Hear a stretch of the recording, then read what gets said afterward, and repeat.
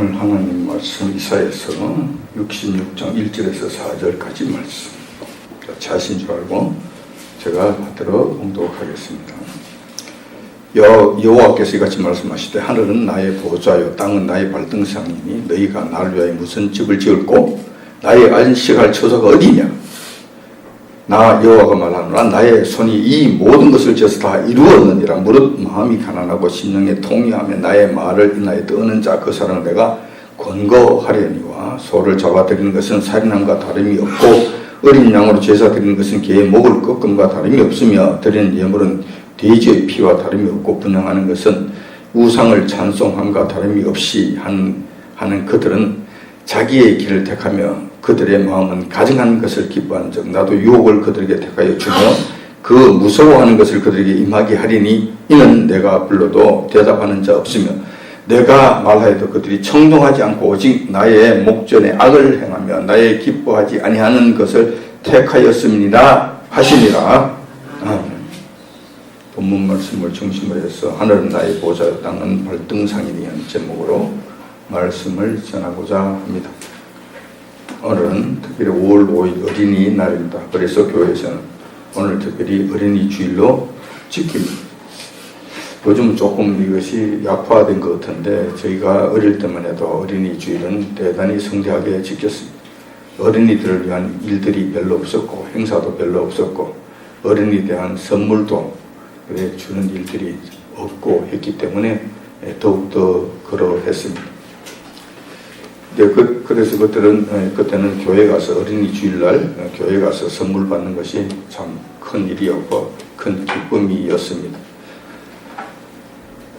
예수님께서도 2000년 전 이 땅에 오셔서 그 어린이들에 대한 지대한 관심을 보여주셨습니다. 그 당시에는 여인들과 어린이들은 아시다시피 개수에도 넣지 못하는 그런 존재였어요. 소위 말해서 인간 취급을 하지 않았다는 거죠. 개수에 숫자에 들어가지도 않았으니까 정말로 그때는 어린이와 여자들은 정말 인간 취급을 받지 못했다라는 거예요. 그런 시대에 오셔서 예수님께서는 어린이들에 대해서 지대한 관심과 사랑을 보여주셨던 것입니다. 그 부분이 마태복음 19장 14절 15절에 그 말씀이 나오는데 이렇게 기록되어 있습니다. 예수께서 가르치되 어린 아이들을 용납하고 내게 오는 것을 금하지 말라. 천국이 이런 자의 것이니라 하시고 저 위에 안수하시고 거기서 떠나시니라.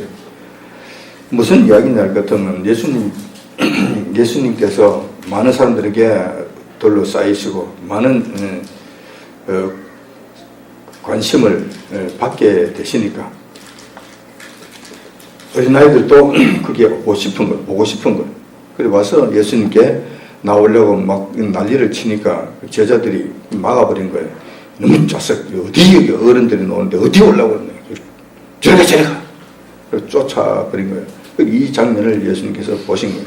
그때 당시는 지금보다도 훨씬 더 심각하게 어른들이 노는 장소에 어린이들이 얼쩡거리는 것 자체를 허락하지 아니하였다라는 거예요. 자, 이럴 때 예수님께서 말씀하신 거예요. 너희들 막지 말라고. 그리고 내게 오는 것을 허락하라고. 그것을 방해하지 말라고. 그러면서 예수님께서 그들을 안아주시고 그들을 위해서 기도해 주시고 안수해 주시고 그렇게 하셨다는 거예요. 친히 그렇게 하셨다는 거예요. 예수님께서 분초를 다투면서 일을 하시는 분이시잖아요. 그런데 그때 어린아이들에게 친히 안수를 해주시고 그런 일들을 하셨다는 것은 지대한 관심을 보여주셨고 자상한 사랑을 그들에게 쏟아주셨다는 거예요.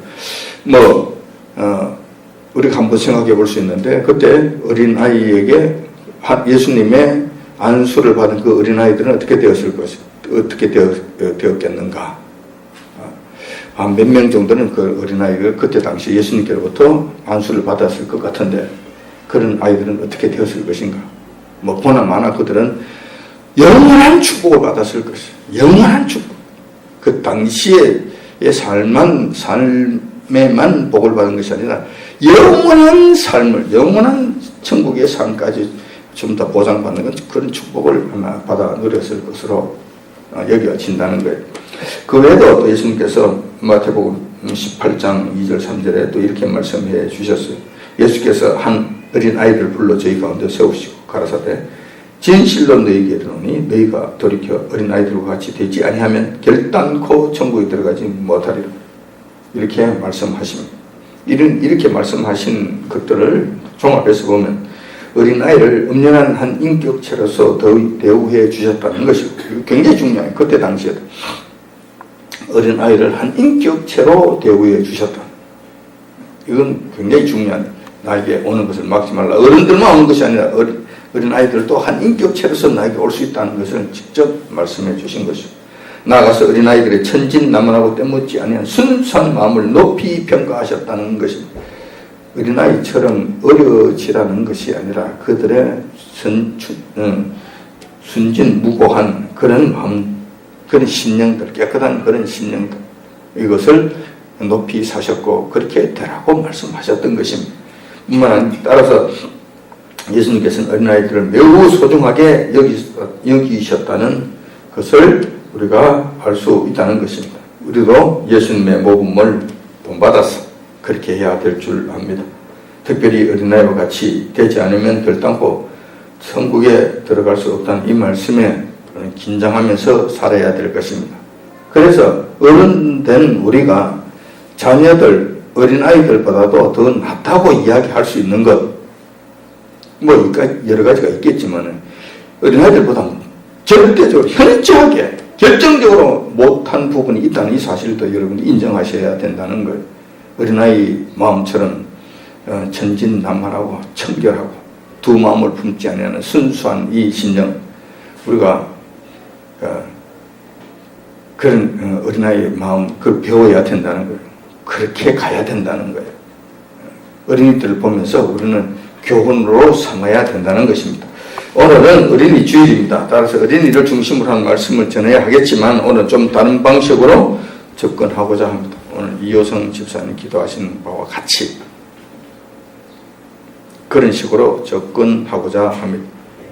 오늘은 어린이에 관한 말씀을 전하는 것이 아니라 우리 어린이들에게 어떻게 우리 모범을 보여줘야 될 것인가, 신앙의 모범을 그들에게 보여줘야 될 것인가, 그리고 믿음의 유산을 어떻게 물려줘야 될 것인가 하는 측면에서 오늘 시간을 어린이 주일에 시간을 갖도록 하자는 것입니다. 특히 미혹이 극심한 현실 속에서 우리가 살아가잖아요. 우리는 이만저만 믿음을 그리고 지킨다 한다 하더라도 우리 후손들, 우리가 없어졌을 때, 우리가 이 세상을 하직하였을 때 우리 후손들에게는 어떤 일들이 일어날 것인가, 그들이 과연 스스로 믿음을 지키면서 일어서서 믿음의 선진으로서의 또 자기 후손들을 기를 수 있는 그런 지경까지 갈 수 있겠는가, 이런 것들을 잘 생각해 봐야 된다는 거예요. 자, 그렇기 때문에 미혹이 더 극심한 세월 속에서 그들이 홀로 남겨졌을 때 그들이 믿음을 지킬 수 있는 것인가, 있을 것인가, 심각한 문제가 아닐 수 없는 거예요. 걱정이 되지 아니할 수 없다는 거예요. 자, 그렇기 때문에 오늘은 평생 동안 간직할 바른 믿음 생활에 가장 소중하고 기본적인 요소를 다시 한번 정리해서 여러분들과 저가 한번 생각해 보고자 하는 것입니다. 그래서 이것을 확실하게 붙잡고 확실하게 내가 새겨서, 그리고 내가 이해를 하고, 그리고 내가 이것을 실천하면서 또 이것을 우리 후손들에게 물려줘야 된다는 것입니다. 그렇게 했을 때 그 믿음이 우리 후손들에게 전달이 된다는 것. 믿음의 유산을 물려준다는 것, 이거 정말 보통 일이 아닙니다. 정말 쉬운 일이 아닙니다. 평생을 노력해야 되는 일이고 평생을 수고하면서 이 일에 달려가야 되는 것입니다. 쉽게 그냥 이렇게 전달되어지는 것이 아니라는 거예요. 자, 오늘 그런 측면에서 말씀을 한번 따라가 보도록 하겠습니다. 오늘 본문 말씀은 이사야 선지자의 말씀이에요. 이사야 선지자가 살던 시절에는 유다 말기 때로서 파란만장한 일들이 날마다 파노라마처럼 펼쳐지던 그런 시대였습니다. 이사야 선지자는 꽤 오랫동안 선지자 활동을 하였는데 그가 활동하던 그 시대를 중요한 대목들만 한번 살펴보면은 이런 일들이 일어났습니다.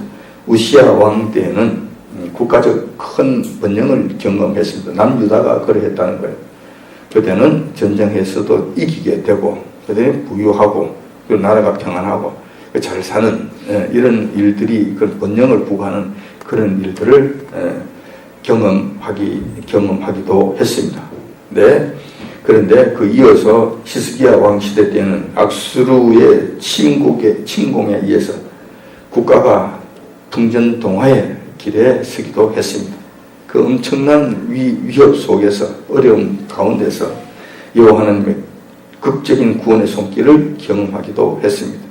그 아수르의 그 어마어마한 그 능력을 여호와 하나님의 능력으로 일순간에 물리치며 그 일로 인해서 오히려 침공해 들어왔던 아수르가 지푸라기 같은 그 이스라엘 하나를 그 삼키지 못하고 오히려 그들이 패망하고 돌아가 버리고 그 일로 인해서 아수르라는 제국이 무너지는 역사가 일어난 것을 우리가 보게 됩니다. 그런 일들을 이사야 선지자는 경험하기도 했습니다. 뿐만 아니라 히스기야의 망나니 아들 므낫세 왕 때에는 여호와를 버리고 우상 숭배에 깊이 빠진 정말로 고통스럽고 괴로운 그런 시간을 보내기도 했습니다. 그때에는 므낫세가 이 정신이 완전히 나가서 몰록이라는 그 우상에게 사람을 잡아서 자식을 잡아서 제사를 드리는 그 인신 공양 제사 이런 일까지 행하는 이런 일들이 있었습니다. 자, 여호와 하나님께서 가장 싫어하시는 가장 경멸하시는 일이 사람을 잡아서 그 제사를 지내는 이런 일입니다. 여호와 하나님께서는 아주 분노하십니다. 여기서는 하나님께서 폭발을 하시는 그동안에 우상을 섬기면서 이런저런 잘못을 저질렀을 때도 여호와 하나님께서 괴로워하시고 그들이 견책하시고 그러지 말라고 경고도 하시고 이렇게 하셨지만 이 인신제사가 시행되는 이 순간 여호와 하나님께서 남유다를 버리시기로 작정해 버리시는 거예요. 아니 끝을 내버리시는 거예요. 이것을 더 이상 같이 가지 못한다고 내던져 버리실 것으로 작정해 버리십니다. 므낫세의 왕시대 때 이런 일들이 일어났습니다. 그리고 우리 전해져 내려오는 전승의 이야기 같은 이사야 선지자가 그런 악행을 저지르는 므낫세 왕에게 그렇게 하면 안 된다고 그렇게 경고를 하다가 므낫세 왕에게 미움을 당해서 므낫세는 지금 나이로 따질 것 같은 이사야 선지자가 할아버지잖아. 할아버지 중에서도 할아버지잖아요. 그런 이사야 선지자를 그리고 또 대선지자였던 그분 그냥 못마땅하다고 그를 잡아다가 톱으로 잘라서 죽였다는 전승이 내려오고 있습니다. 그것이 이스라엘 역사 속에서 그렇게 전해져 오는 내용인데 실질적으로 그랬는지 과장되게 되었는지 그런지는 모르겠습니다만 아무튼 므낫세 왕에 의해서 굉장히 정상적인 삶을 살지 못했고 명대로 살지 못했는 것만은 사실인 것 같아요. 자, 이런 일들을 당했습니다. 뿐만 아니라 이사야 선지자가 살던 그 시절에 그 기간 중 사역하던 그 기간 중에는 히스기야 왕 시대 때입니다. 이게 BC 721년에는 북이스라엘이 아수르에 의해서 멸망당하는 광경을 목격하기도 했습니다. 파란만장한 삶을 사는 거예요. 선지자들의 삶이 다 그렇지만 이사야 선지자는 특별히 기복이 심한 그런 삶을 살았다는 거예요. 자, 이런 상황 가운데서도 이사야 선지자는 마지막으로 유다의 백성들에게 간곡하게 당부하는 여호와의 말씀이 있었는데 그것이 바로 66장 이 마지막 장에 나타나는 이 말씀입니다. 이 말씀은 어떻게 하면 여호와 하나님을 기쁘게 섬길 수 있느냐, 어떻게 하면 여호와 하나님을 바르게 경배할 수 있느냐에 관한 말씀이라는 거예요. 마지막으로 이사야 선지자, 그 모든 과정들 처음 다 겪고 경험한 이사야 선지자가 마지막으로 이스라엘 백성들에게 이렇게 신신당부하는 이 말씀, 여호와 하나님을 지금 어떻게 섬겨야 되는 것인가? 너희들이 지금 어떻게 섬겼는데 지금 어떻게 섬겨야 되는 것인가? 피를 토하는 심령으로 말씀을 한 내용입니다. 자, 그 당시 유대 백성들의 제사 형태를 보면 이러합니다. 참 묘한 거예요.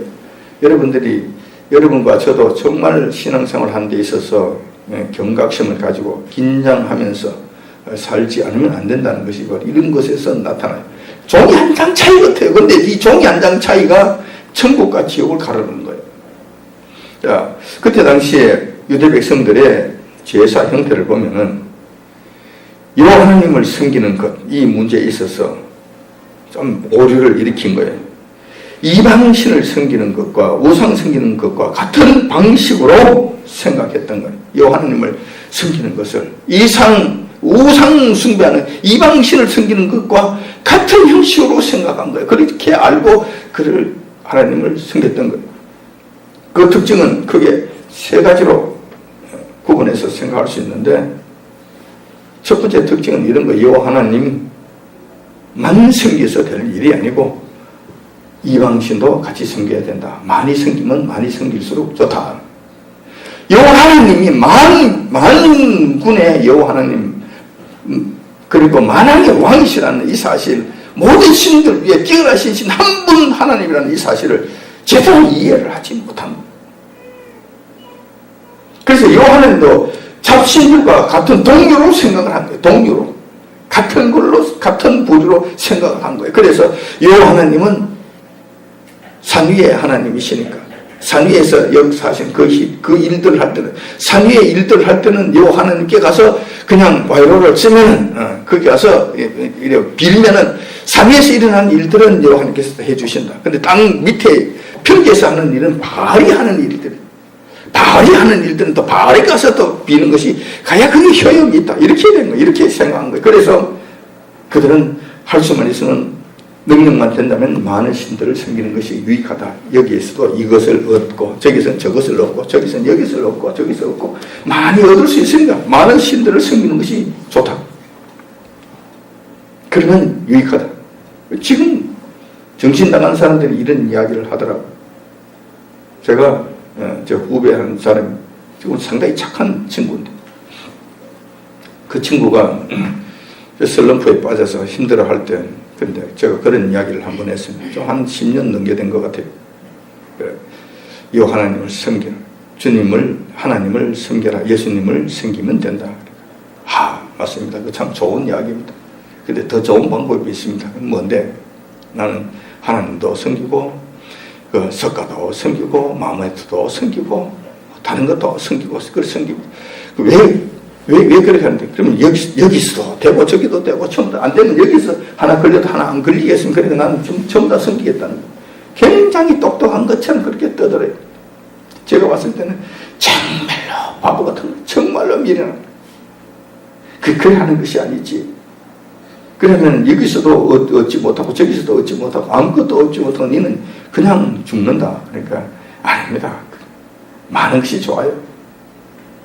그런데, 그때 당시에 이스라엘 백성들이 하던 방식으로, 같은 방식이 지금도 우리 주변에는 수시로 일어나고 있는, 이방인들 속에서 일어나고 있는 일들이에요. 자, 이런 일들이 일어난다는 거예요. 첫 번째 특징들이에요. 그 두 번째 특징들은 뭐냐 하면은, 제가 말씀을 드린 이방신을 섬기는 것과 같은 방식으로 생각했다는 거예요. 여호와 하나님을 섬기는 것을 그렇게 생각했다는 거예요. 두 번째는 뭐냐면, 웅장한 집을 지어서 여호와 하나님께 바치면 하나님께서 마냥 만족해 하시는 것으로 생각했다는 거예요. 세상 임금들처럼 여호와 하나님도 그럴 줄 알았다는, 그렇게 하는 줄 알았다는 거예요. 그래서 그냥 멋진 집을 짓고 웅장한 성전을 지어서 어리번쩍하게 치작을 하고 막 그냥 번쩍번쩍하게 하면은 여호와 하나님께서 기뻐하시는 줄 그렇게 알았다는 거예요. 지금도 그렇잖아요. 멀쩡한 교회를 왜 때려 부쉈습니까?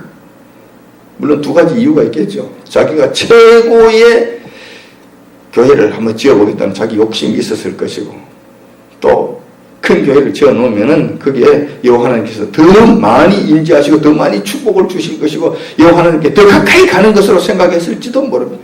그런 일들을 행한다는 거예요. 지금도 그래요. 그럼 멀쩡한 교회를 때려 부수고 몇백억 몇천억을 들여서 교회를 짓는 이런 일들을 하는 거예요. 그때도 그랬다는 거예요. 예루살렘 성전만 그냥 멋지게 금으로 그냥 도배를 하고 번쩍번쩍하게 어리번쩍하게 하면은 자기 할 일 다 한 것을 생각한 거예요. 그런 생각, 그런 마음을 가지고 섬겼다라는 거예요.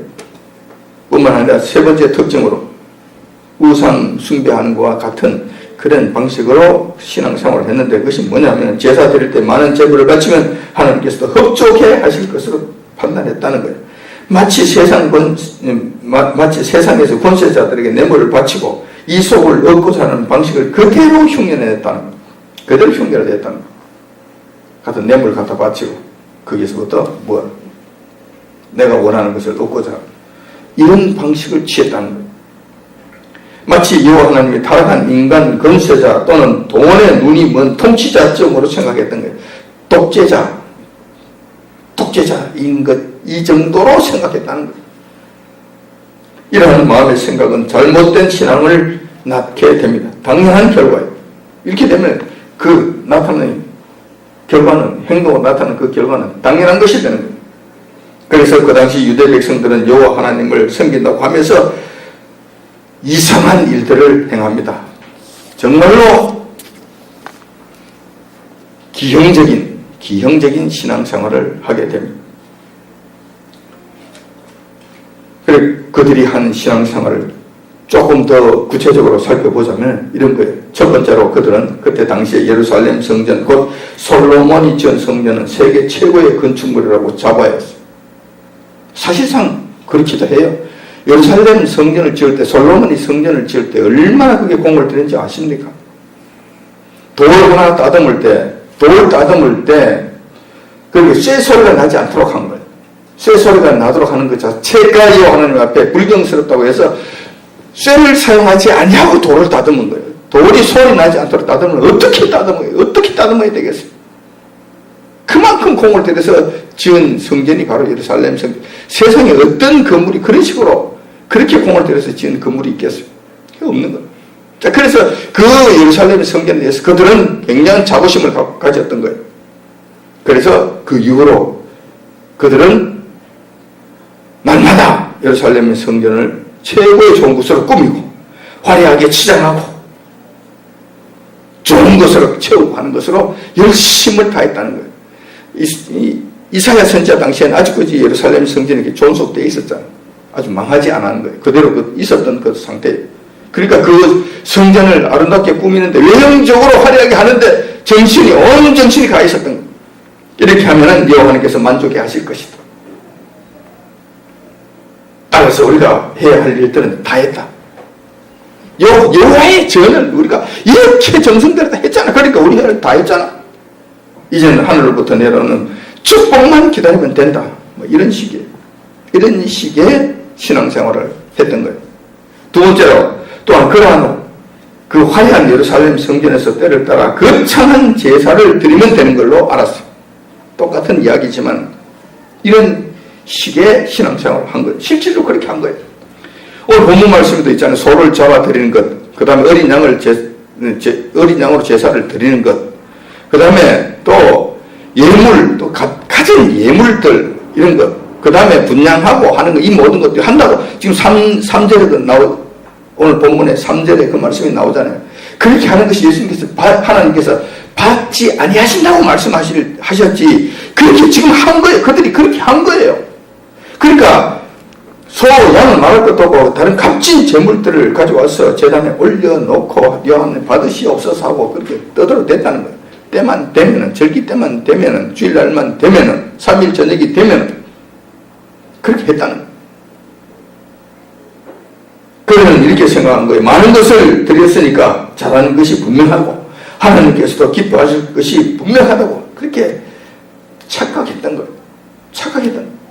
그러니 이제 준 만큼 주옵소서, 준 만큼 이제 여호와 하나님 주셔야 되지 않습니까? 딱 이걸 기대했던 거예요. 그러니까 여호와 하나님과 그들은 거래를 하려고 했던 거예요. 그때는 그랬습니까? 지금은 안 그렇습니까? 지금도 그래. 많이 바쳐라. 그러면 많이 받는다. 어떻게 많이 바치면 많이 받아요? 전부 다 바쳐라. 그리고 전부 다를 받아라. 그거 아니죠. 그거 아니잖아요. 우리는 여호와 하나님께 전 전부 다를 바칠 수 있어요. 전부 다를 바치고도 우리 하나도 받지 못할 수가 있어요. 아무것도 받지 않을 수가 있어요. 우리 주님 예수님 같은 경우는 이 땅에 계실 때 온 모든 것을 생명과 생명 하나, 자기의 숨쉬는 하나까지도 요하는 게 전부 다 바쳤어요.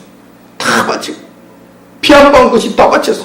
그런데 이 땅에서 우리 주님께서 받으신 게 뭐가 있습니까? 아무것도 없잖아요.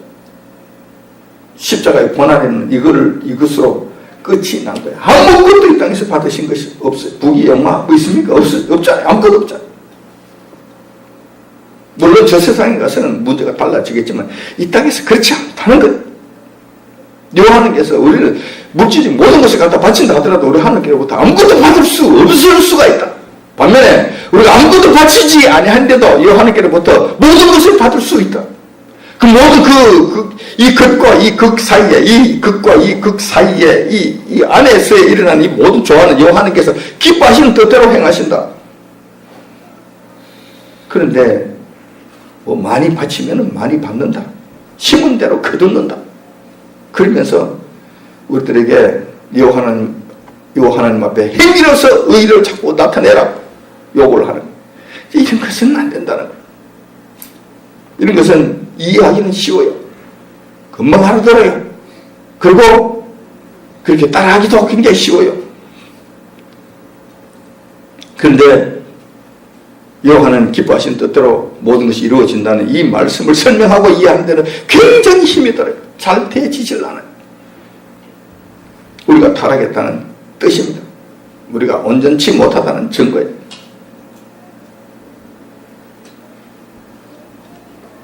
자, 근데 세 번째 특징이 있어요. 그들은 오늘 본문 말씀에 그런 말씀이 있는데, 본문 말씀에 오늘 3절 중간 부분에 가면 이런 말씀이 있습니다. 우상을 찬송함과 다름이 없이 하는 그들은 자기 길을 택하며 그들의 마음을 가증한 것을 기뻐한 점. 무슨 이야기냐면은 그들은 이렇게 하면서도 그들의 속마음은 여호와 하나님을 향하지 아니하였다는 것. 예루살렘 성전을 그렇게 어리번쩍하게 날마다 가꾸면서 또 때만 되면 나와서 제사를 엄청난 제물을 가지고 여호와 하나님 앞에 드린다고 난리법석을 치면서도 정작 그들의 마음은 여호와 하나님을 향하지 아니하였다. 결정적인 문제가 여기에 여호와 하나님을 잘 섬긴다고 온갖 값진 제물로 성대한 제사를 치른다고 해도 그들의 마음은 여호와 하나님께 간 것이 아니라 세상 속으로 향하였고 그 세상 속에 머물러 있었다라는 거예요. 다시 말해서 속된 말로 우리 속담에 국 따로 밥 따로 제사 따로 마음 따로. 그러니까 그들은 제사에 관심이 있는 것이 아니고 제밥에 관심이 있었던 거예요. 여호와 하나님 앞에 와서는 대충 그런 식으로 행동으로 대충 이렇게 보여서 그냥 물버무리고 난 다음에 그들의 마음과 그 제사 드리는 그 순간에도 그들의 마음은 지금 세상을 향해 있는 거예요. 세상의 것은 뭐 얻을 수 없는가? 내 욕심을 채울 수 있는 방법이 없는가? 내가 지금 계획하고 있는 그 계획을 이루어야 될 것인데 그 계획을 이루기 위해서 하나님이라도 그러다가 이 종으로 삼고 싶은 마음이 드는 거예요. 안 되면 뇌물을 공부해서라도 뇌물을 갖다 바쳐서라도 이 하나님을 끌다가 그냥 끄집어 내다가 여기 시키고 싶은 거예요. 이를 이루고 싶은 거예요. 내 욕심을 채우고 싶은 거예요. 내 계획을 이루고 싶고 완성시키고 싶은 거예요. 이런 상태로 갔다는 거예요. 그러니 제사 마침과 동시에 땡함과 동시에 그들이 나가 무슨 일을 했겠습니까? 세상에 나가서 세상 사람들과 더불어서 수단과 방법을 갖지 아니하고 그들의 욕심을 채우는 일에 그냥 총력을 다했다는 거예요. 그 길로 달려갔다는 거예요. 여호와 하나님을 섬기는 것이 뭔지조차를 알지 못한 사람들. 그래서 여호와 하나님을 섬긴다고 말을 하는데 결국은 어떤 현상이 일어나냐. 여호와 하나님을 이용해 먹으려고 했던 이것밖에 안 되는 거죠. 내 욕심을 채우기 위한 도구로 여호와 하나님을 끌어들인 것 이거밖에 아무것도 없는 거예요. 그럼 그들이 한 행위는 뭔가? 속된 말로 하거든. 뇌물을 바친 거예요. 뇌물을 쓴 것밖에 안 되는 거예요. 뇌물을 쓴 그들 하나님 앞에 바친 것은 뇌물을 바친 것밖에 안 되는 거예요. 이거 먹고 이걸 해달라고. 집을 치자한 것도 마찬가지예요. 이렇게 해줬으니 이제 하나님 이제 이걸 해줘야 되지 않겠습니까? 내가 하나님 이렇게 뭐 했으니 내 일도 좀 해줘야 되지 않겠습니까? 이거요.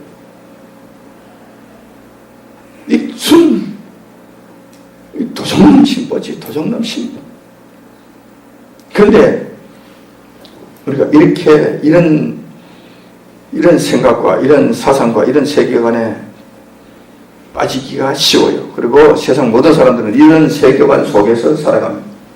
이게 당연한 것으로 알고 그쪽으로 그렇게 살고 있어요. 왜 그러냐면 그들에게 있어서는 창조주 하나님이 안 계시기 때문에 그래요. 이 모든 것의 주권자가 여호와 하나님이시고 내 생명도 여호와 하나님께서 주셨다. 이 세상을 여호와 하나님께서 창조하셨고 우리에게 모든 것을 주셨다. 햇볕도 여호와 하나님께서 주신 것이고 공기와 비도 여호와 하나님께서 우리에게 아무 대가 없이 그냥 주신 것입니다. 그렇게 해서 우리로 하여금 이 세상에 살 수 있도록 해주셨다는 이 어마어마한 사실을 다 잘라서 내던지고 나니까 그 다음에 여호와 하나님도 이제 거래 대상으로 전락하는 거예요. 여호와 하나님을 우리가 섬겨야 될 여호와 하나님으로 여기는 것이 아니라 여호와 하나님도 우리와 거래 대상으로 생각하는 거예요. 이렇게 되면 이게 신앙이 아니에요.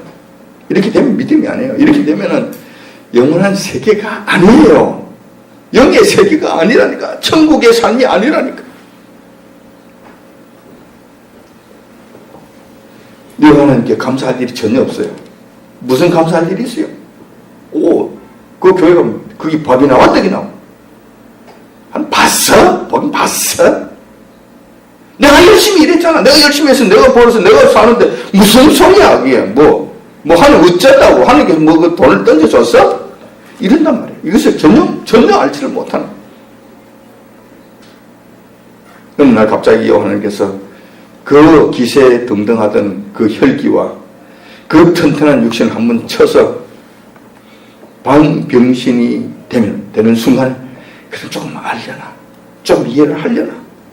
그래도 모르는 사람은 몰라요. 얼마 전에 우리 국민학교 친구들을 만났어요. 국민학교 다닐 때 그 친구가 얼마나 활달했는지 몰라요. 그리고 얼마나 쌀쌀거리는지 몰라요. 그리고 얼마나 패기왕성하게 그렇게 돌아다니며 살았던 친구인지 몰라요. 젊은 나이에도 그래요. 무서움이 없었고 두려움이 없었어요. 죽는 것을 겁내지 않는 친구였어요. 굉장한 친구였어요. 그런 친구가 그날 만났는데 그냥 다 죽어가는 거예요. 걷지를 못하는 거예요. 그냥 다리를 덜덜덜덜 떨면서 이렇게 한 발자국 걷는데 한 몇 초는 걸리는 것 같아. 덜덜덜덜 걷지를 못해. 야, 너 왜 그 걷지를 너 그때 튼튼한 것은 어디 가고 지금 이렇게 벌벌 떨고 그러느냐?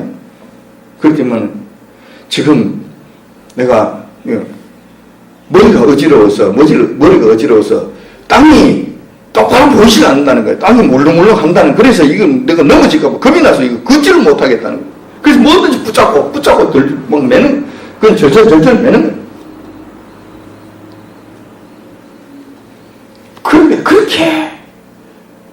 그러니까 활달하던 친구들도, 그렇게 튼튼하고 자고했던 친구들도, 그리고 그렇게 죽음을 겁내지 아니하고 젊은 시절을 보냈던 그 친구도 넘어질까봐 이제 넘어질까봐 절절 매는 거예요.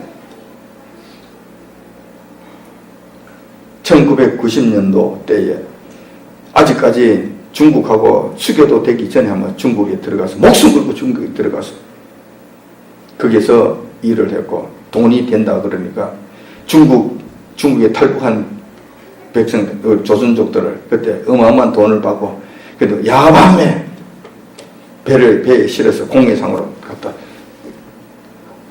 한국에 연결시켜주고 그래가지고 그 초창기에 탈북민들을 남한으로 데리고 들어오고 하는 이런 엄청난 일들을 한 거예요. 이건 뭐 그때 당시에는 목숨을 걸지 않고 할 수 없는 그런 일들을 그냥 태연하게, 스스럼 없이 하면서 살았던 그 친구가 그렇더라.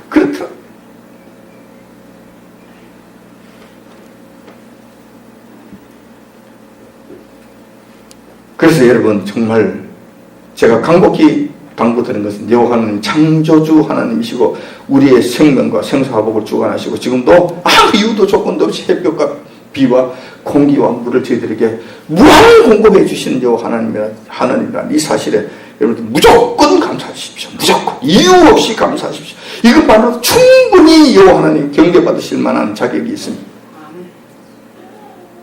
이것을 여러분들이 날렸을 때, 이것이 없어졌을 때 세상 사람하고 똑같아져. 그들에게는 죽었다 깨다 여호와 하나님 웃기고 앉았네. 그리고 마지못해 섬긴다고 밝혔던 여호와 하나님을 유대인들과 같이 이방신들과 같은 부류로 생각하고 이용의 대가, 이용의 대상물, 거래의 대상물로 생각한다는 거예요. 우상 숭배하는 것과 똑같은 형식이 되는 거예요.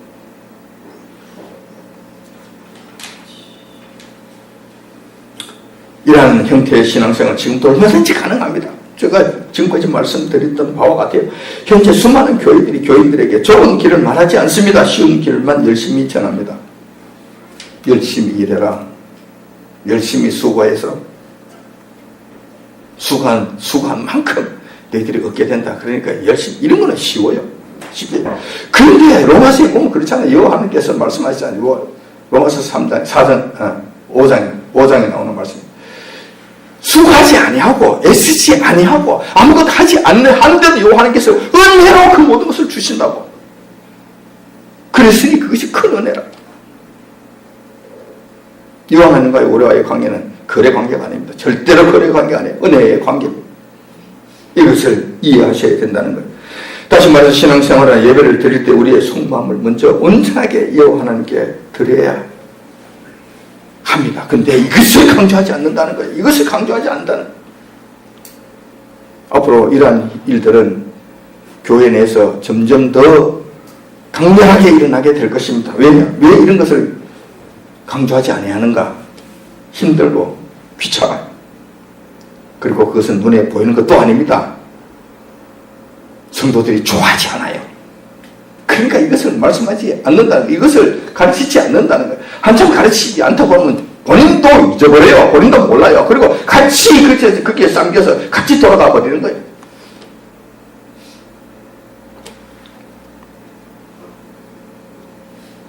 그래서 그들은 뭐라고 이야기하느냐? 수많은 한국교회뿐만 아니라 세계교회들도 마찬가지예요. 보이는 물질로 섬기는 것을 중요하다고 이야기하는 거예요. 행위로 섬기는 그것이 필요하다고 강조하는 거예요. 강조하는 거예요.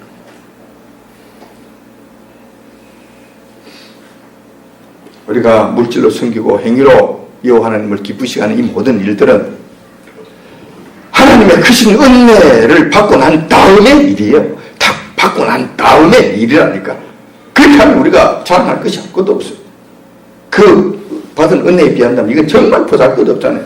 창피하기 그지없는 정말 적은 것에 불과하니까 주님 이거 정말 하고도 여러분 이런 일들을 하고 난 뒤에다 하나님께로부터 받은 은혜에 비한다면 이거는 너무 적은 것입니다. 정말 죄송한 부끄러울 따름입니다.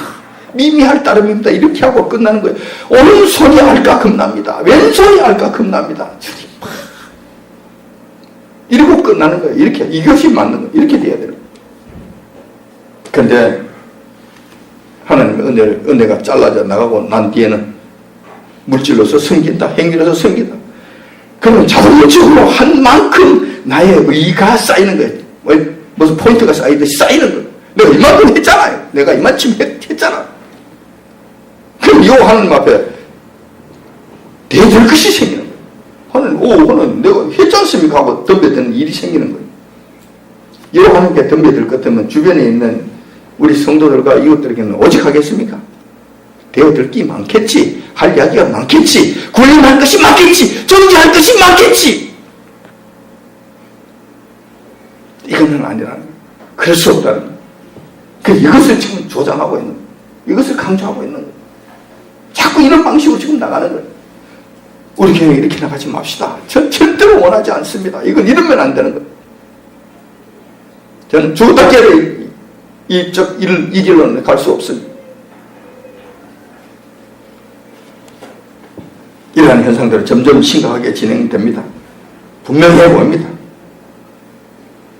이사야 선지자 시대를 방불케 하는 일들이 벌어지고 있고 앞으로 계속해서 벌어지게 될 것입니다.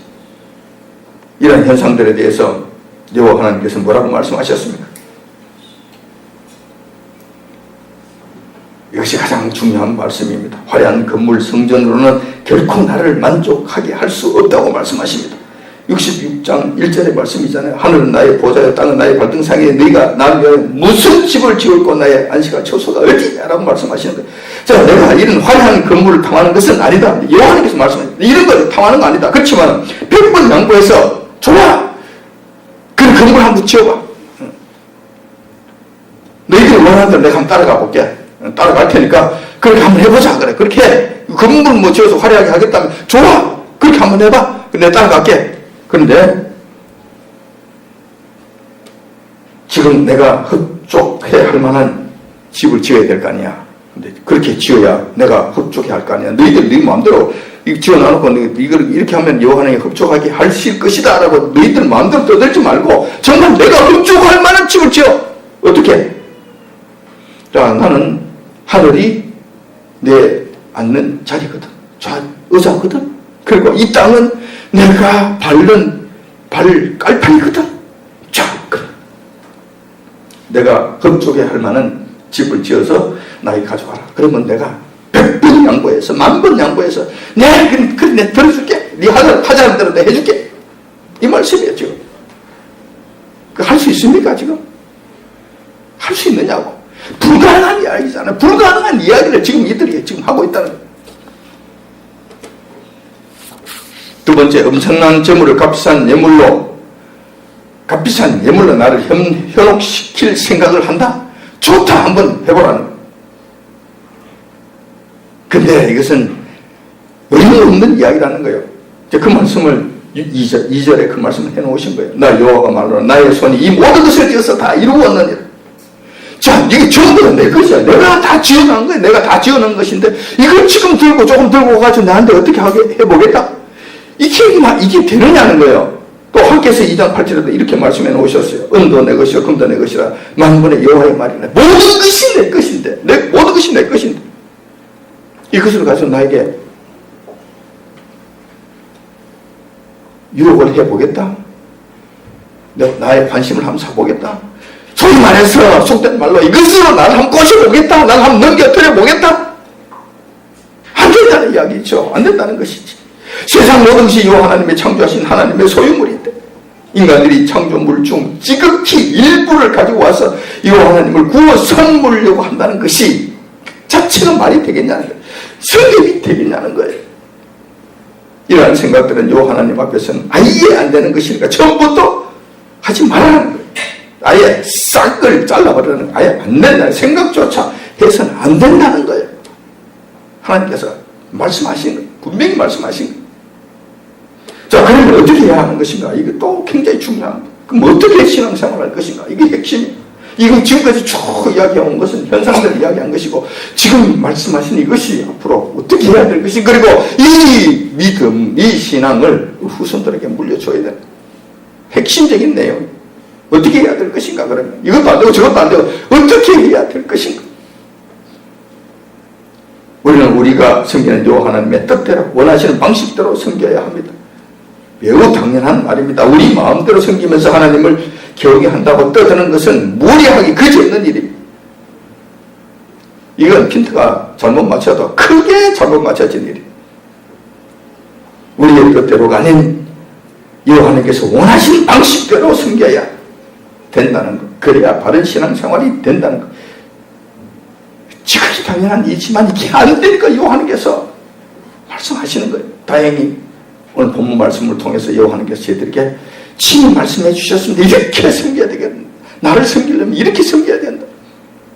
그래야 내가 기뻐 받으신다고 말씀하시는 거예요. 자, 어떻게 오늘 2장 2절 하반절에 이렇게 기록되어 있습니다. 2절 하반절에 이렇게 말씀해 놓으셨습니다. 무릇 마음이 가난하고 심령에 통해하며 나의 말을 인하여 뜨는 자를 여호와께서 기뻐 받으신다고 말씀하십니다. 기뻐 뜨는 자. 마음이 가난하다. 저 이거 어디서 많이 들어본 이야기 아닙니까? 산상수훈에서 말씀하신 거 아닙니까? 여호와 우리 주님께서 이 땅에 오셔서 첫 번째 말씀이 마음이 가는 자는 복이 있는 저희가 천국이 저희 것임이라고 말씀하신 그때 그 말씀이 지금 여기 나오는 말씀이잖아요. 무슨 이야기입니까? 첫 번째는 마음이 가난해야 되는 거예요. 마음이 겸손하여서 여호와는 이외에는 의지할 곳이 없는 자라야 된다는 거예요. 자기 의가 나타나면 안 됩니다. 내가 잘났다고 내 힘으로 내 능력으로 떠들어도 되는 것. 이건 일절 안 된다는 거. 여호와께서 받아주지 아니하신다는 거예요. 이건 안 된다는 거예요. 그런 상태가 돼. 우리 마음의 상태가 이런 상태가 돼. 여호와는 이외에는 우리가 아무것도 할 수 없습니다. 아무것도 안 됩니다. 그리고 여호와는 이외에는 나에게는 아무것도 중요한 것이 없습니다. 이렇게 돼야 되는 거예요. 자, 이것이 첫 번째. 자, 마음의 상태를 이렇게 가져가야 돼요. 두 번째, 심령에 통해하며, 이 말의 의미는 그예요. 이게 심령에 통해한다는 것은, 통해는 이게 죄에 관한 문제예요. 이 죄에 대해서는 마음속 깊이 통해하면서 회개해야 된다는 거예요. 회개하는 자라야 된다는 거예요. 자, 죄를 지어놓고 뻔뻔스러우면 되겠냐고. 그냥 죄를 지어놓고, 여호와한테 죄를 지어놓고 또 그냥 그대로 뭉개고 지내가면 그게 되겠냐고, 이게. 그리고도 무슨 문제가 해결되겠냐고. 안 되잖아요. 자기 마음대로 뭉개고 지내간다고 이게 뭉개지는 거냐고. 안 되잖아요.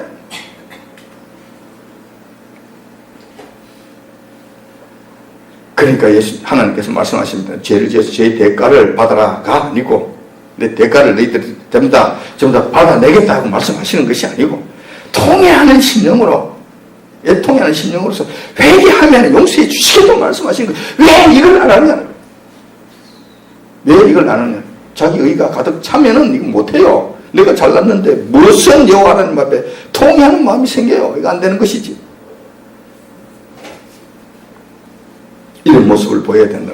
날마다 회개하면서 주님, 제가 이러이러한 것 잘못했습니다. 주일날 예배 드리기 직전에 꼭 이런 기도 드리는 것 여러분들 귀찮아 여기지 마십시오. 그리고 소홀히 여기지 마시라. 왜 또 저런 것을 그러지 마시라니까. 정말 중요하다니까. 정말 중요하니까 하는 거예요. 이런 모습을 하나님 앞에 늘 보여야 돼요. 그래서 그렇게 하면 용서해 주시겠다는데 대가를 받지 않냐고 용서해 주시겠다는데 왜 안 하냐는 거예요. 자, 이런 상태를, 이런 모습을 보여야 된다. 그리고 그 다음에 나의 말을 인하여 뜨는 자라야 되는 거예요. 이거는 이제 이런 삶을 살아야 되는데 평소의 삶이 되어야 된다는 거예요. 항상 하나님 말씀을 존귀하게 여기고 그 말씀에 두려움으로 순종해야 된다는 거예요. 하나님을 아주 우습게 여기는 자들이 있어요. 예수님을 완전 자기 친구지 종부르듯이 막 함부로 불러대는 자들이 있어요. 안 된다니까. 성령 하나님 까지도 던져라 받아라 주머니에 넣어라 어쩌라 저쩌라 이렇게 경거망동한 일들을 하는 사람들이 있어요. 그러면 안 되는 거예요. 예수 이렇게 부르면 안 되는 거예요. 예수님 성령 받아라 성령 이렇게 해서 안 되는 거예요. 성령님 임재하옵소서 성령님 임재하옵소서 말이라도 좀 똑바로 하시라고. 우리나라는 말은 경어가 있잖아요. 그러면 최대 경어를 써야지. 나의 말을 인하여 뜨는 자라야 돼. 지금 너무 방자예요. 너무 벌장머리가 없는 요 하나님을 섬기는 자의 모습이 아니에요. 이러면 안 된다는 거예요. 말 한마디로 갈래서 해야 돼요. 특히 요 하나님을 칭하는 이런 일들이 있을 때는 정말 조심해서 그 말들을 해야 된다는 거예요. 자, 이런 자들에 대해서는 화려하고 대단한 성전 건물보다도 값비싼 재물보다도 귀하게 여기신다는 거예요. 정말 이것을 귀하게 여기신다는 거예요. 그렇게 해서 항상 여호와 하나님께서는 권고하신 은혜를 주시겠다고 약속하시는 것입니다.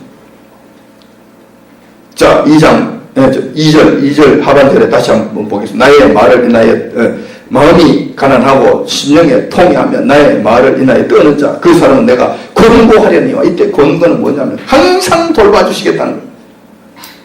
항상 너희의 목자가 되어주시겠다고 말씀하시는 거예요. 너희들이 세초부터 세말까지 모든 것을 내가 책임져 주시겠다는 말씀입니다. 공부하시겠다는 말씀의 의미 속에는 이것이 들어있는 거예요. 그러니까 모든 것을 하나님께서 책임져 주시겠다는 거예요. 이렇게 하면